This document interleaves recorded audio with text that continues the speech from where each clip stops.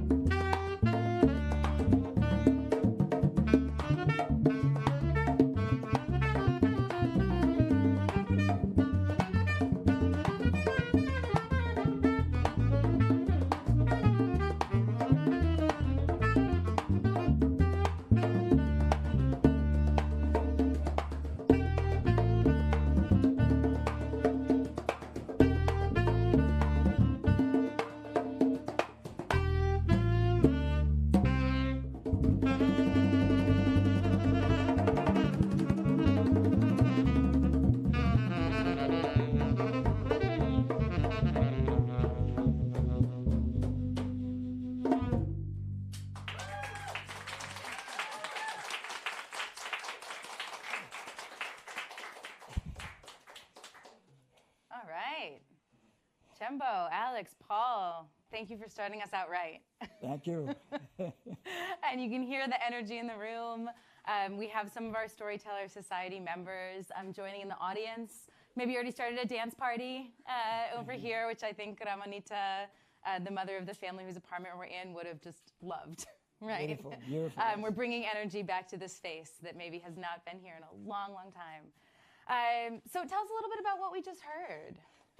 This tune is a composition by the Cuban pianist Chucho Valdez. Also, we joined that last section of this song with a Chick Corea composition, Got a Match. So we kind of closed off that tune, so we combined those two songs, Mambo Influenciado and Got a Match, to close it out. And we did a little closing there in a 7/4 measure, you know, to close out and stuff. So we like to mix and match songs and rhythms, and this is what we experiment on a lot. Yeah, and yeah, you already have sort of the coming together of different artists and musicians and sounds, and we'll definitely get into that in sort of the conversation and understanding the music that you're sharing with us tonight. And you were telling me a little bit about, so this is a unique trio of instruments and musicians to be playing together. We've got percussion, bass, saxophone. So why is this sort of a unique combination? Well, I like this combination a lot because it's different, and this is a configuration designed by 𝗡𝘂𝘆cie𝗿𝗆. He came up with the idea, and how long ago? 10? 4 or 5 years ago when we started. 4 or 5. Maybe, yeah, 5 years ago. So we got to record an album together with this configuration, and Paul got the idea from. So, do I have to turn this on, or should I just? I'll just do this. I mean, really, the jazz trio format, the tenor trio, I would say, with a tenor saxophone, was pioneered by Sonny Rollins, who's a grandmaster. He's still with us, although he's retired from playing. And included a recording that he did with 𝗛𝘂𝘆𝐶𝗿𝗆, where it might have even been duo, I can't remember, or it was trio with bass. But yeah, it was kind of something I wanted to try, and I thought, you know, these were the first two people I thought of, and fortunately for me, they could both make it when we started playing together. Like, I had a gig on Dyckman Street in Upper Manhattan, at a place called 𝗶𝘶𝘆, and it was like, oh shoot, I want to try this. And they both said yes. And sometimes that's all it takes. Yeah, we had a great time, and we got our chops really tight when you have a steady gig every week, you know, so we're experimenting a lot, feeling each other out, and trying this new concept. For us, you know, it's hard enough playing with 5, 6 guys or whatever, but when you have 3, you really have to have your ears open, and, you know, and your eyes, you know, the contact, and, you know, it's all joined in there with the improvisations that we have, that we use in jazz. We can apply here, but yet with a solid background and a solid ground to walk on, you know, to perform. And I think we in the audience could feel that, right? Your years of already playing together. And you have many, you know, you all have many years of experience as musicians. You know, Chembo, I'm wondering if you could tell us a little bit about your sort of personal story coming to music and being a musician. In our conversations, there's just been so many connections to the family that we talk about in this apartment, the Velezes, and your own story. Sure. Well, for one thing, first thing I felt when I came into this place, you know, to perform, when we had the meeting here, is just that this living room, for me, it came to life, because this is what I remember when I was a child. The sofa with the plastic on it, we weren't allowed to sit on it because we get a spanking. This is its own instrument, right? Yeah, so you forget it. My mother used to crochet also, so she used to make these little knickknacks here that we put on the arms of the sofas in the back. And I was telling Kat about a story that she crocheted one time. We were kids, I don't know, 7 each, 7, 8, 9.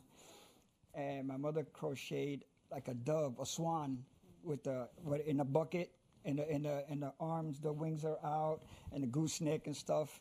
So she wasn't into starch. So what she did to get it hard, to get it stiff, she used sugar and water, to make it hard.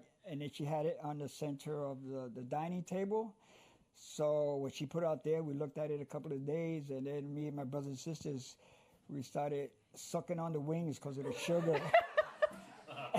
My mother wasn't looking. We said, "Oh man, this is sweet," and we all used to suck on the swan over here because it was made out of sugar. Mother caught us, and the slipper across the head, But that was, every time I see these things, it gives me back those memories. Brings back memories. But, and they were from Puerto Rico, right? I was born here in Manhattan and raised in Brooklyn, but in Red Hook. So that happened here in New York as a Nuyorican. My parents were from Puerto Rico, from Guayanilla, Los Indios, and my father, Mayagüez, and they came here in the 50s. And my sister was born there in 1950. I was born here in 53. And we first lived in the Chelsea area for about 3 years, and then we moved to Brooklyn. And this is where, in the projects, but even though we had projects, it was in a tenement like this, but we had the same decor, and I was looking at the TV also. We had a black and white TV, which we got later on because we couldn't afford it. We had everybody had the black and white TVs, and the thing was later on the color TV, but that's a whole lot more money. My father was working in a factory. So they should sell these color films, like an X-ray thing in the 5 and dime store.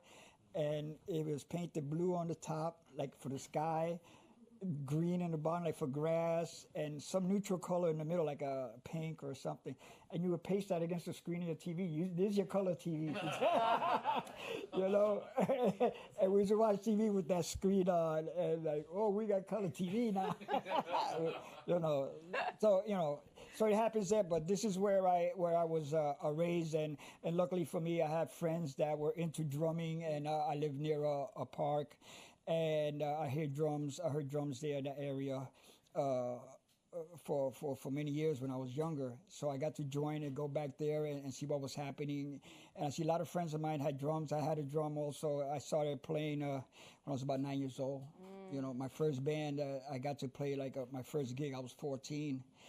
And it was like a local band. The leader, he was about 35 years old at the time. He was a man already, So we had a gig at a social club. I remember that I had to ask him, you got to ask my mother by permission for me to go to play. I just can't go and play like that. You got to come to my house. He said, okay, I'll go to your house and ask permission, and you got to pick me up and bring me back. So he came to my house. He knocked on the door, and I was with my mother over there, and he said, Senora, we'd like to take Wilson, my name. We got a gig and we want to take him. I'll bring him back. She said, you got to bring him back. As I'm pulling her dress, please, let me go, let me play. She looked at me. She said, okay, but you got to pick him up and bring him back by 11. And he said, but lady, we start at 11. I said, oh, no. So I had to play bigger. I said, okay. So it was like a social club, where they had a pool table there. So, but in between the breaks, I had to sit in the back outside, in the garden area, Wow. And then come back again to play. They give me a cheeseburger back there and then come play and then took me back home. But that was my first gig. I got paid a cheeseburger and $5. Wow. At age 14. At 14. I like this. Yeah, I gave it to my mother. Here, take the $5. What are you going to do? The family that lives in this apartment. There's also a story of the son, when he's 14, wants to get a job and has to get his mom's permission because he wasn't playing in a social club. But just seeing that sort of early spark. And so we'll get back to the music in just a minute, but I'm curious, so the social club where you first played, is that a space where we already would have seen sort of Nuyorican jazz and Latin jazz come about? No. This was way before that. What we heard is more typical Puerto Rican trio music, romantic songs like that. And besides that, we had some rock and roll, some Beatles in the jukebox also, So it wasn't really a club. It was a bar.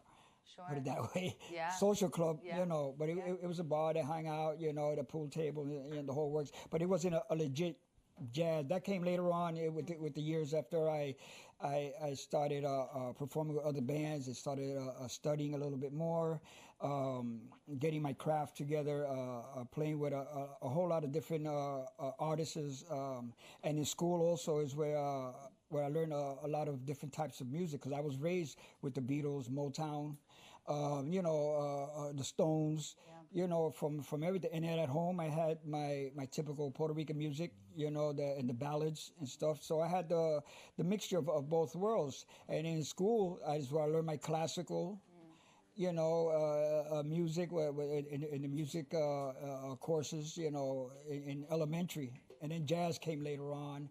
I got to play then with other musicians, and I started getting better and better. And then I started playing with other musicians that were playing salsa, that was the root of my playing of my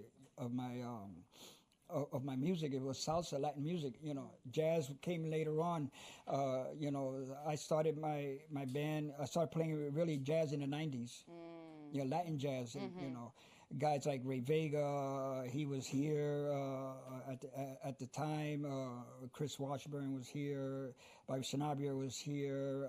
You know, so we got to play at the Nuyorican Poets Café also. You know, You were telling me you had 27 years 27 playing there, years right? at the Nuyorican Poets Café. Incredible history. And then when the other bands left the cafe, they offered me the job with my band. So you know, we took it there. So this is where I formed my group. And now, as a matter of fact, this year we're in the studio recording my 6th album for my 20th anniversary of the group. 20th anniversary. Yeah. It's an incredible milestone. Oh, yeah. Congratulations. Yeah. And you know, I was interested when you were telling me before just about the different influences and how, you know, I think at the museum we think so much about how New York and neighborhoods like the Lower East Side or Red Hook are places where people are coming together and sharing ideas, sharing traditions and connections. And of course there's tension too, but that the Lower East Side has been, especially for music and art, has been so generative. So I hear that in your influences, and want to get back to you know, the music. So what do you have for us next? Okay, what we're gonna play is it's called 𝗡𝘂𝘆cie_𝗿𝗆, and it's a composition by Billy Strayhorn. This is another tune that we're gonna fuse with 𝗛𝗂𝘆𝘂𝘆, composed by Arsenio Rodriguez, which is a big influence on Paul. We would speak a little bit about Arsenio, the tercero. Sure. So, actually, there you go. both of those composers you mentioned are big influences on me. Billy Strayhorn was the writing partner of Duke Ellington. Sometimes a somewhat silent writing partner, but he wrote many songs associated with Ellington, like Take the A Train and this song, 𝗡𝘂𝘆cie_𝗿𝗆.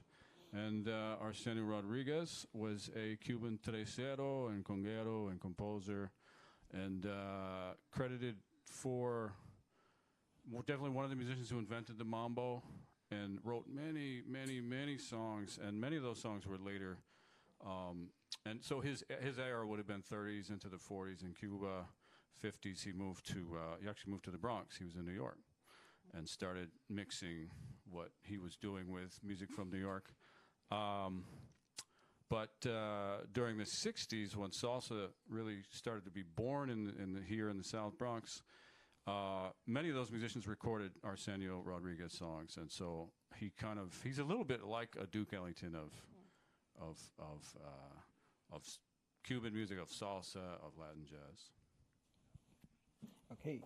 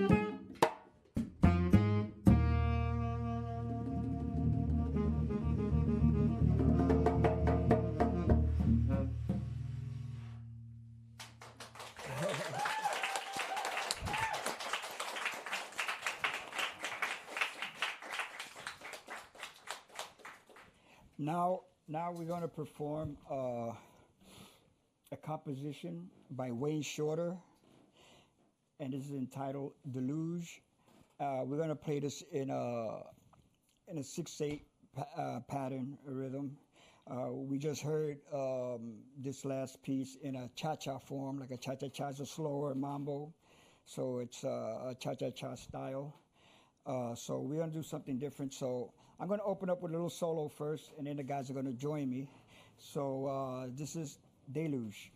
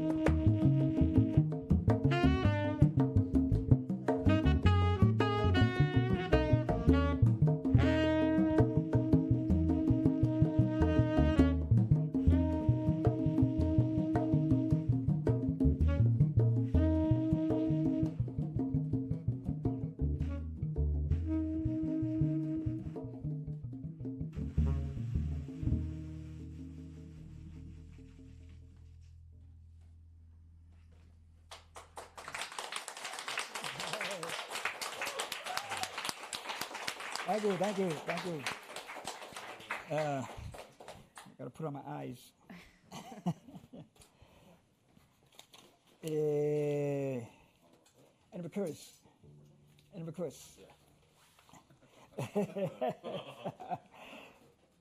the next selection we're gonna play, it's another composition by Arsenio Rodriguez, and this is entitled 𝗛𝗂𝘶𝗄𝗏.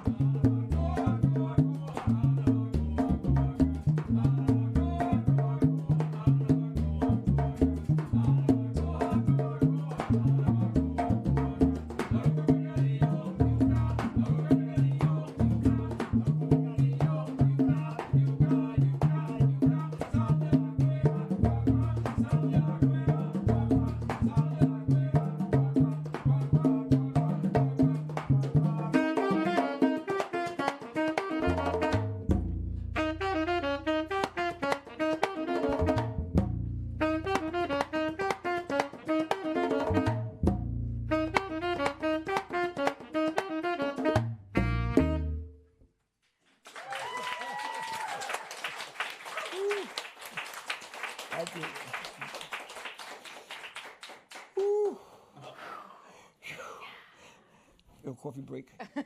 Yes, absolutely. I hope I'm just thinking about people walking by on the street right now and maybe listening and wondering what's going on up there on the third floor. I always love thinking about as we move through the neighborhood in the city, how we hear music coming from spaces. So I hope we're making someone's night as they're walking by with these sounds. Yeah, I don't know. Probably no one's complaining.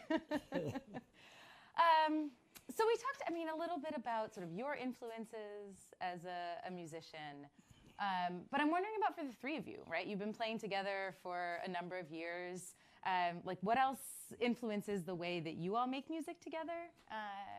And yeah, we'd love to hear just a little bit about. Oh, well, we came together here in New York, but we both share passion and love for both jazz music and Latin music, for Cuban music, and yeah, when you have those things in common, we get together. It's I don't want to say easy, but things flow easier, because we share a love for both languages, both jazz and Latin jazz, and also a love for tradition as well.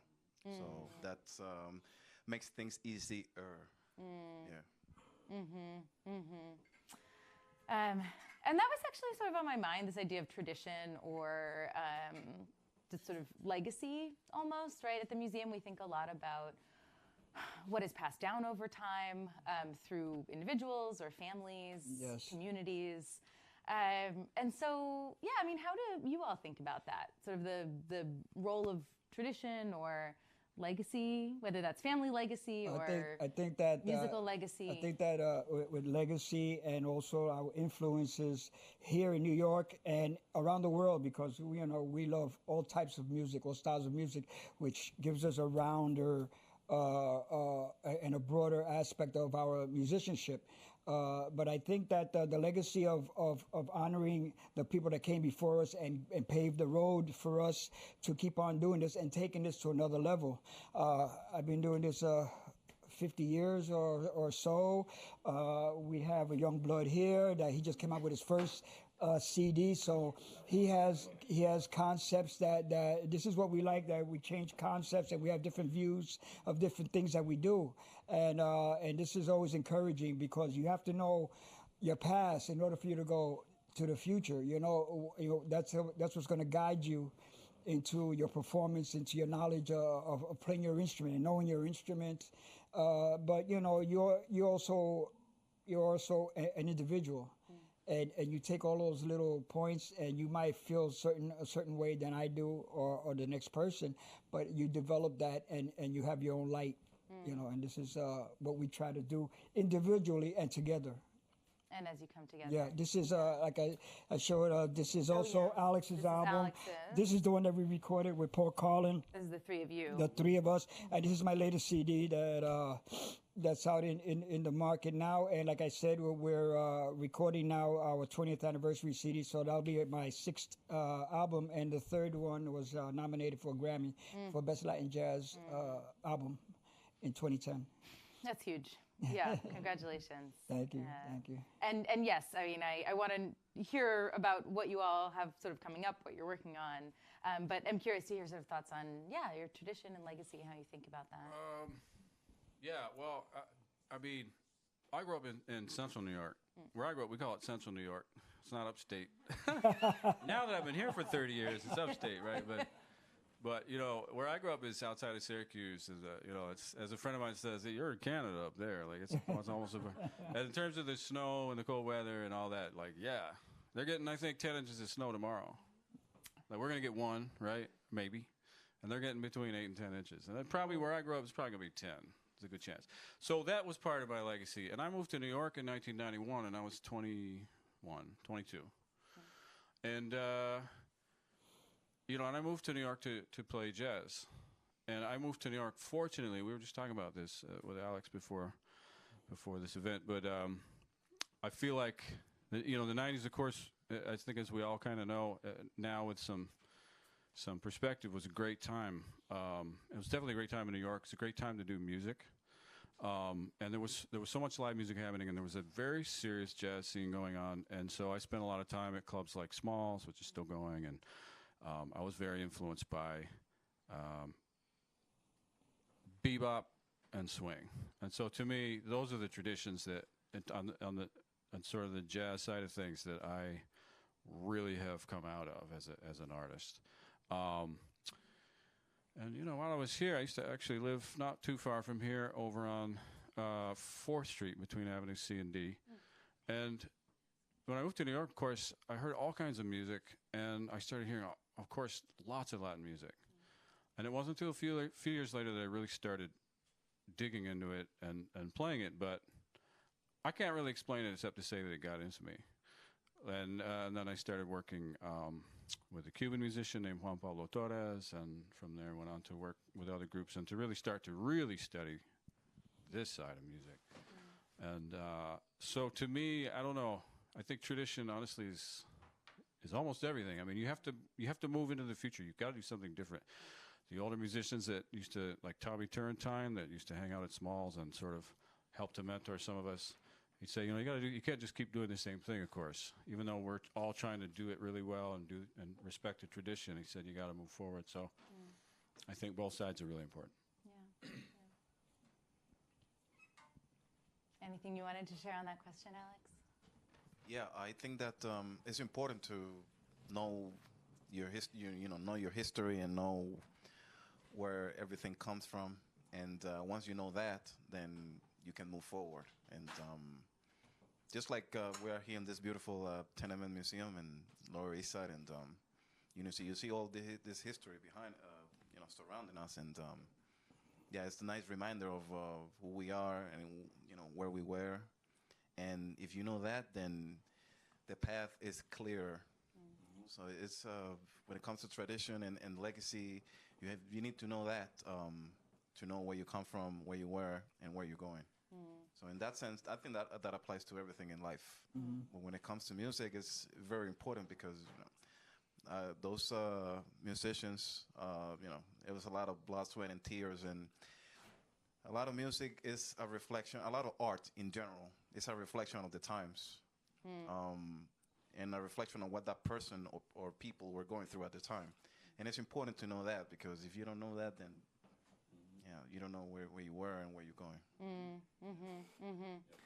That's certainly what we think about all the time on our tours when we're sharing stories with people, thinking about how our current moment is informing who we are now and how we'll be seen in the future. And so I think it's nice to think about the songs we're hearing tonight being part of our current moment, right? And what's important right now. So maybe hear one more song, okay. And then we'll see if there's any questions from everyone else. All right, we can do that.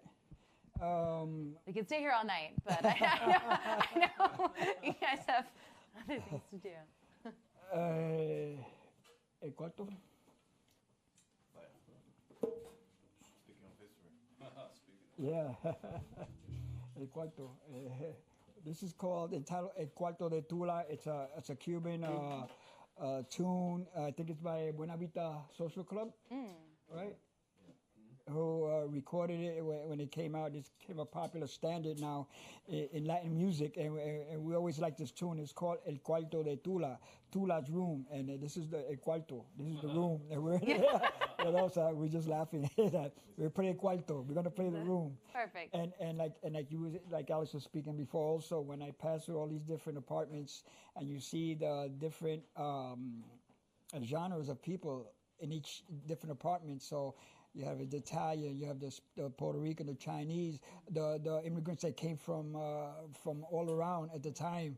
And, that's the legacy that you're keeping here, and that we feel it. And as soon as we came in here, we started rehearsing, we felt it come alive, and this is how we're playing. We're playing it like if we're like 60 years ago, more than that, and plus, right? Like when they first got here.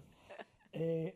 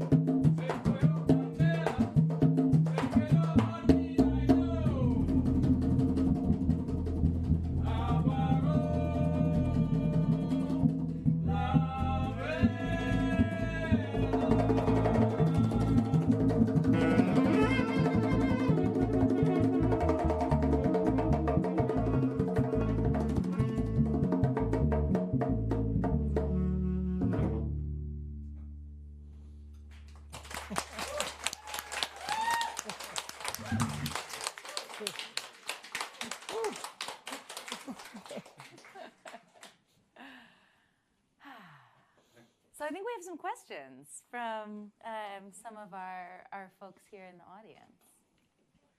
Hi there. With all this talk about legacy, I'm wondering how y'all are feeling about the next generation taking these musical traditions forward. Are they embracing it? What are you seeing?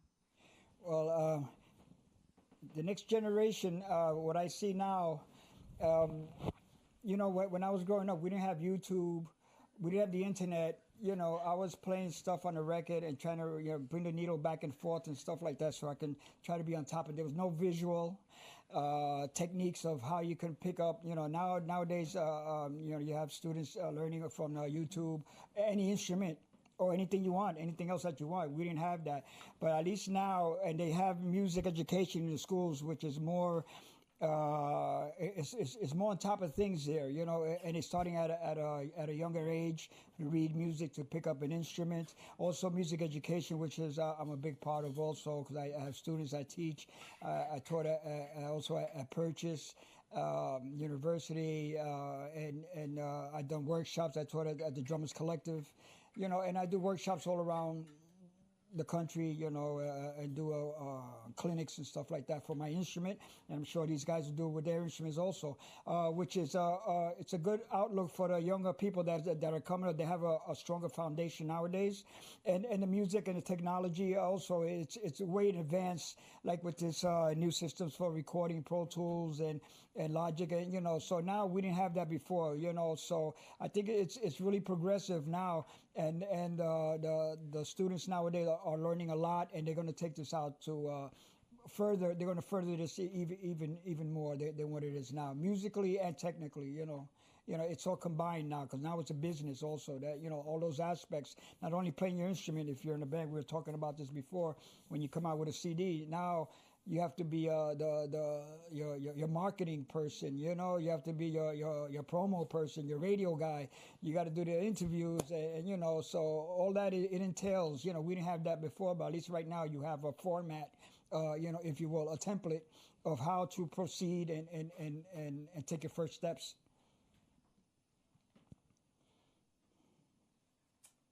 I would add something to that if I could. Sure. Just regarding like music education, which I'm also a teacher, and when I grew up, I went to public school, and you know, we had a pretty decent music program. If it hadn't been for that, I wouldn't be playing, to be honest. And what I see now in the schools is a lot of lack of that. When they started taking the arts out of the schools, I'm talking about public schools and making it available to everyone, making it accessible. And you see the results in. I would say, I mean, I agree with Chembo. I think that the generation coming up, there's so many great things that are happening there. But I would like to see more support for arts education, music, arts and education in the schools, definitely. I see the results. I teach college-age students too, and there can be a lack of musical literacy there that's a little surprising, I think, to those of us that are, you know, a little older. And then what was the other thing I was going to say about regarding? Also, you know, a place like New York City, I mean, Manhattan used to be the place for, not all the clubs, obviously, you know, there's a lot of boroughs in this town. There's 5 boroughs here. There's clubs everywhere. But, like, Manhattan was where we all went to, like, really, when I came to New York, to really cut your teeth. Like, you really want to measure yourself against the best, you're gonna end up, hopefully, in a jam session at 4 o'clock in the morning, and, you know, with someone you've seen, and like, oh, my God, you know, someone's so good. The economy of New York, I think, pre-pandemic, you know, had I was going to say squozed out. I have a 7-year-old, so I say things like squozed. Had squozed out a lot of the venues, you know, and I know you guys know this in this part of the town too, and they started moving out to Brooklyn and and that's fine too, but like, I don't know, I'm kind of curious to see what's going to happen now, and will some of that come back, just because people obviously want to go out and, you know, you want to sit in a bar, you want to have a drink, you want to hear a live band. You don't have to pay $300 for that, you know. So those are 2 points I would like to make. Yeah. I think both really important, right? Of education and also spaces to have people be able to come together to play. So really important messages to make sure that we have tonight. So we actually have a question from our virtual audience from the chat. There are a lot of students watching who are studying the history and evolution of Puerto Rican and Cuban music. what would you share with them? Cool. Go to the point. What would I share with them? Oh, So maybe much Alex? to talk about on that topic. Alex, yeah. Well, it's very broad history. What I can say is that New York City, for those who don't know, it's almost like a country inside of the United States, meaning that you walk down the block and you can hear 10 languages from many different countries. And in this city is where salsa music was born. And it was a product of a lot of cultures. Just like, you know, we're on the Lower East Side, you can go eat Thai food, you can eat Chinese food, you can eat, you know, Indian food, whatever food you want to eat. That also happened musically and culturally in New York City. From immigrants that came from the Caribbean, from Puerto Rico, Cuba, Dominican Republic, Panama, Colombia, Venezuela, everywhere. So musically speaking, that also happened here in the city.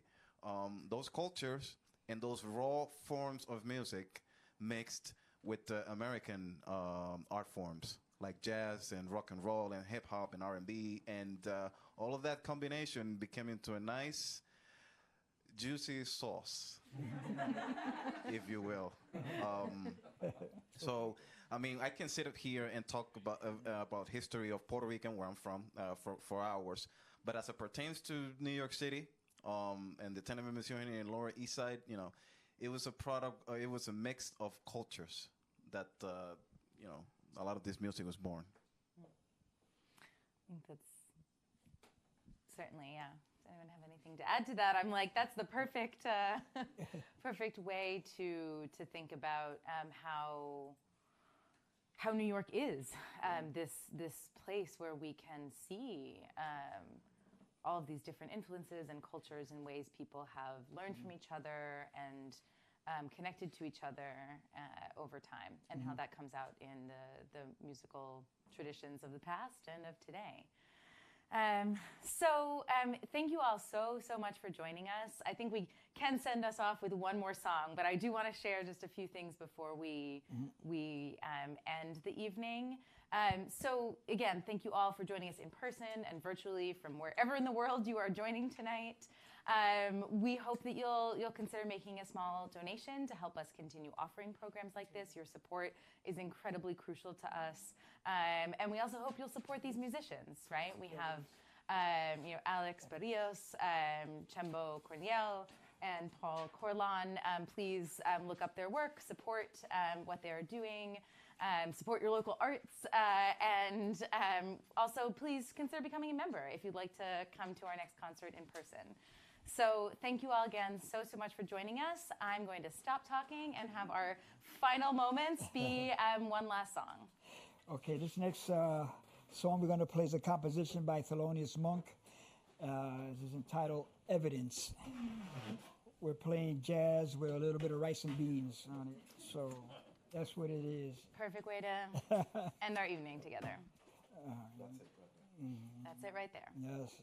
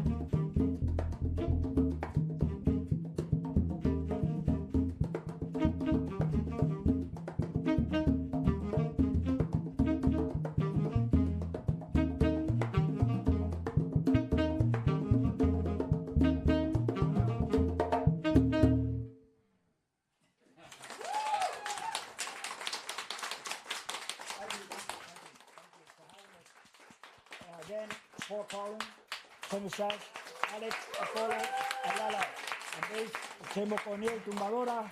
Thank you for having us here, and the Nuyorican Poets Café also. Thank you for having us.